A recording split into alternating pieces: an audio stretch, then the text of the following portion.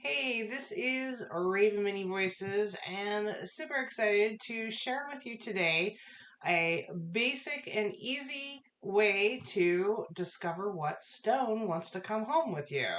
And then once you have that stone, how to cleanse and bless it. This is like probably one of the top question I get quite a bit. I run a business, Raven Spirit Gifts, sell stones, and people are always asking, what one should I choose? And then once they get it home, how do I keep it cleansed and charged?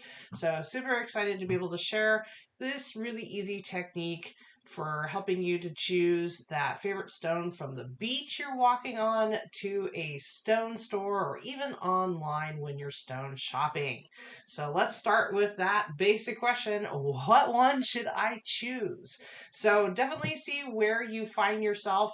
Are you out in nature? Are you walking a trail in the woods or walking on a favorite beach? Out here in the Pacific Northwest, we have a lot of rocky beaches. We don't have a lot of sandy beaches, so it is always stones, rocks that you find yourself tripping over. Sometimes you paint them like this one, but this is kind of some of our basic big rocks that we have on our shores here on the beaches. So when I go looking for stones, pretty easy. A stone catches your eye. Like this one has a hole in it, which is pretty cool. So that definitely caught my eye and had to bring it home.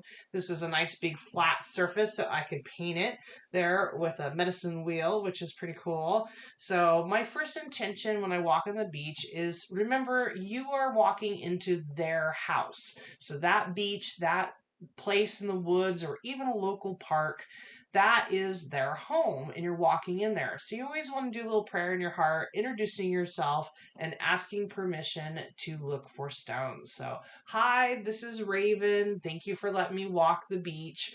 I just ask for any stones that would like to go home with me to make their presence known very clearly. So you're asking for what stones want to come home with you. Then, as you walk the beach or that path or a park or even around your neighborhood, just kind of pay attention to any rock that really catches your eye.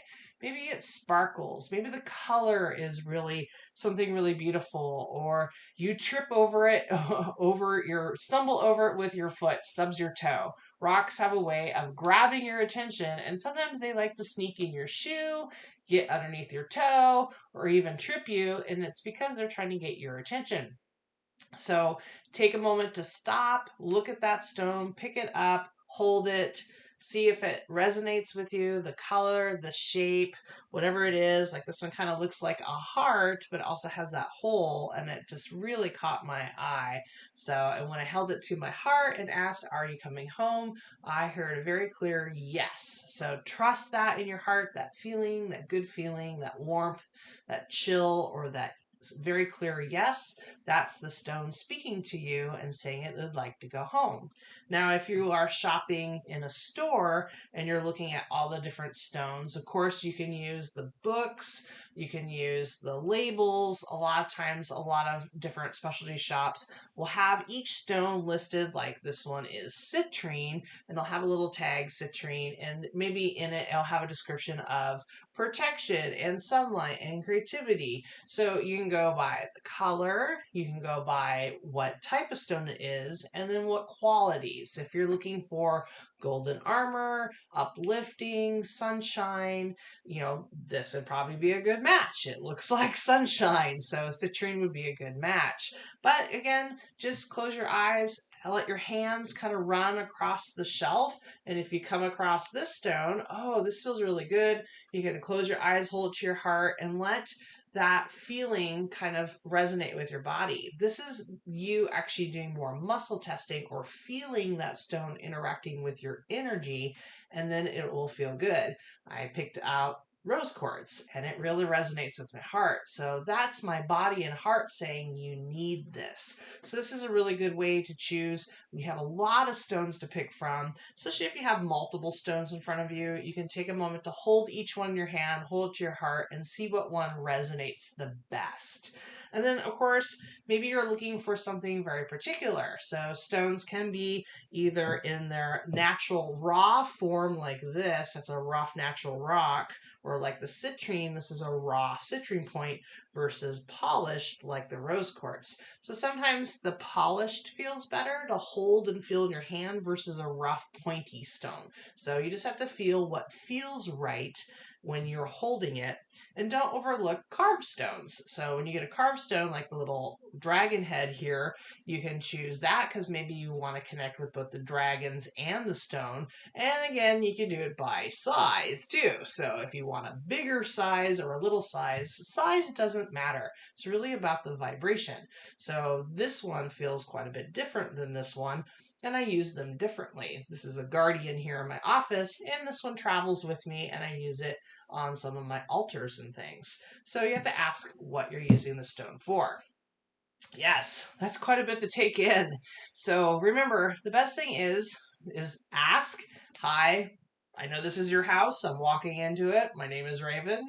Whoever would like to come home with me, please make your presence known clearly." And then once you walk into that store, that park, that beach, that forest, then hold it to your heart and see what resonates with you. Perfect. You have found your stone. Now what do you do with it? So now you can cleanse it. So probably the number one thing with stones is remember they're living beings. I know it's really hard to think of this stone as a living being. There's no mouth. You can't hear it breathing, but this stone is still evolving and changing. It's a living being of Mother Earth. It's just a lot longer lived than you and I. These stones have been around for millions of years. And the cool thing is they've witnessed quite a bit. That's part of what stones do is they remember. So they remember how to breathe, how to be here. They remember animals walking past them, people, or living deep in the earth. So when we use them and ask for their help, they actually then can remind our body, the minerals within our body, our bones, our digestion, to properly breathe, digest, and be.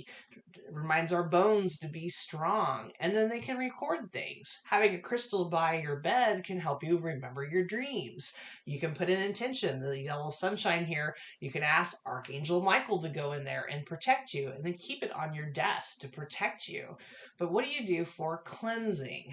Because these are living beings and they know how to live and be just like you do, they actually know how to cleanse themselves pretty well.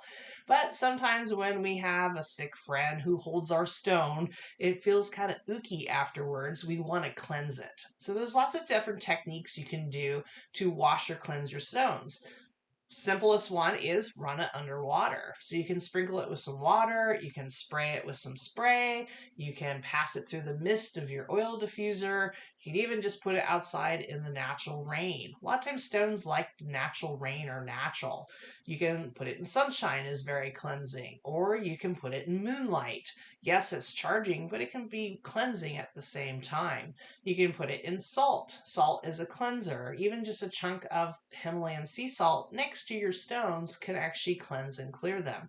You can use incense or sage smoke to sage them. You can also just hold them and ask with your own energy and clearing that you do, assist the stone. So, stone, I ask you please to cleanse and clear. I ask all my guides and angels to please cleanse and clear the stone and to put that blessing back onto the stone so that it is ready with its energy for me to help me. Thank you so much for your help. There you go. So with a prayer, I've cleansed and blessed the stone. Not only have I cleansed it and asked the angels to clear the energy, I've also asked them to bless this stone. So now it is supercharged and clear at the same time. And you can do that with any purchases of stones. If you just got a stone from online, you can take a quick moment to cleanse, to clear it with those physical ways, the smudge, the salt, the water, whatever way, and then hold it and attune it. This is an important step that people forget is that you need to attune the stone to you. It's kind of like getting to know a new friend. So like I just did, you can hold it to your heart and have a conversation. Tune into the stone, say, hi, this is who I am, and this is the help I really need right now. Can you help me with that? And again, listening to your heart, you can hear if they're going to help you. So Again, get to know your stone. Sleep with your stone. I know that sounds really silly, but if you sleep by your stone, at least for a week, it allows it to tune to your energy while you're sleeping. That way, the stone is more linked to your energy and can help you more readily with your healing. And finally, enjoy your stones. A lot of times we forget about them. We put them in a bowl, we put them on a shelf, we put them on an altar, and they get dusty. So don't forget to get out, play with your stone, hold to your face, give it a good bath, and then play with those stones. They're working allies. They want to work with you. And sometimes they get bored when they sit on the shelf all the time. So a lot of times this is why they fall off the shelf, or when they trip off us under our feet, they want a different view. So ask the stones, do they need a break? Do they need to go in the box? Because part of their cleansing and healing is going back into the earth, and we can do this by putting them in a box or planting them in our houseplants. I have multiple stones that are probably buried in houseplants right now because that's what they love to do. They like to go back into the earth. And then when I dig them up, usually when I'm transplanting my plant, I discover a bunch of stones and they are supercharged, which is awesome. And again, plants and stones go together really well. So sometimes when they want to break, they don't want to be on the shelf anymore. They want to go sit with your houseplant and help your houseplant grow and get charged and blessed at the same time. So check in with your stones. I know you all probably have some. And then if you are getting your getting curious to find out some new stones, go out there and don't be afraid. Don't feel so overwhelmed. Use your heart, tune in, and see what stone wants to come home with you. Don't overlook those simple stones from the beach, too. Sometimes the most powerful stones we have are the ones we find in nature because they're perfectly attuned to us right now. So, no matter what your budget is or what you're looking for, there is a stone out there for you, ready to help you, to heal you, and to communicate. So, I hope this helps you go a little deeper into finding that right stone and to help bless and cleanse it so that you can start singing with the stones. Again, this is Raven Mini Voices, and thank you so much for listening to me today and playing with the stones. Namaste.